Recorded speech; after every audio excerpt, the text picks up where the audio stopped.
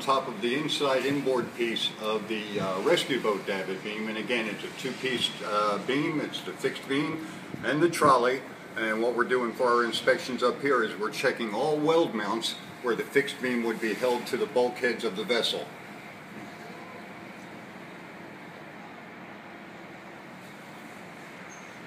And you want to check the outboard side, and you also want to check the inboard side.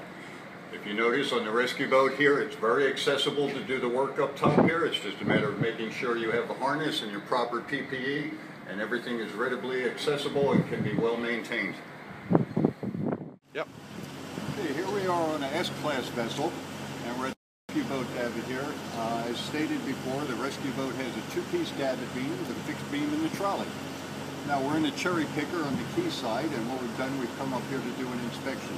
And what we're going to be looking at while we're up here is our weld mounts that keep the fixed beam to the vessel. And we're going to look at the davit end of the arm here. And you can see here where we've got our sheave in here and our side plates. See, we've got some corrosion that's taken place. But unless there is a cherry picker available or we're in dry dock, this is the only way that these access points are accessible. So it's very important to come up here every time to time. I know that the vessels will have cherry pickers in port. Please, if you have them and you can utilize them, this is a good time to get up here and do this inspection. As again I stated, it's the only way to get up here to the end to look at it.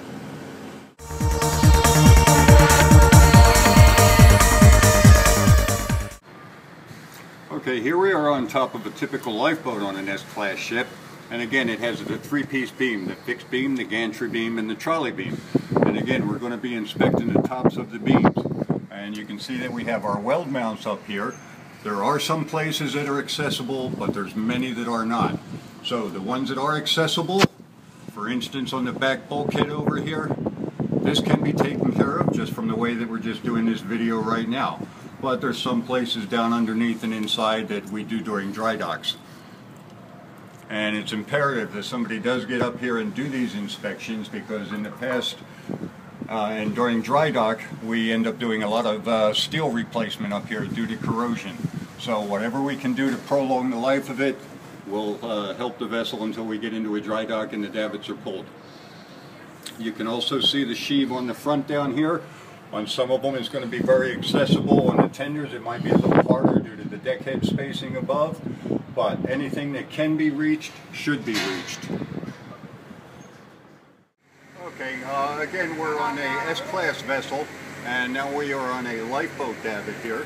As the trolley had as the rescue boat had a two-piece beam, on the lifeboats, as we discussed before, we have a three-piece beam here. We have our fixed beam, our gantry beam, and our trolley beam in the center. Again, just like with the rescue boats, when you have the cherry picker, this is a very inaccessible place to come up and get, so the best way to do it is by a cherry picker. And if you take a look around on this one, you'll see that they have been using cherry pickers on this, and the guys are doing a real good job with it. The other thing to check is when we're up on top is the weld mounts up against the side of the hull. This is everything that keeps the davit beam mounted to the ship. The other spot to check would be the tops of the beams on the inside. But that's easily accessible from the top of the cabs of the boat, and using a safety harness you can get up there and you can look at the inside of the beams that are underneath the deckhead. But it's very important to come out here and check the outer beams. Okay, one of the other things to check while you're up here is we can also look at the hoisting wire over here. Now it's been decided in the company that half the life of the wire we're going to shorten the wire by 2 meters. Well, if you look, you see the shock absorber on the end with the dead end. The wire comes around this sheave here.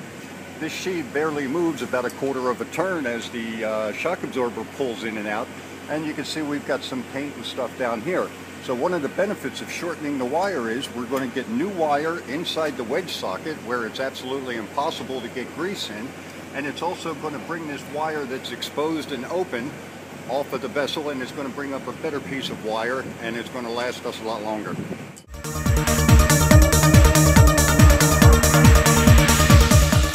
Alright, here we are on top of an S-class tender boat davit, and as you can see the space is a lot more limited up here. But anything that can be reached needs to be reached, and inspections still need to be done on all weld mounts, checking everything, making sure we have no holes, no excessive corrosion, If anything is found like this, it should be noted in the logbook, and the superintendent of the vessel noticed or notified so that service can be arranged if we need it.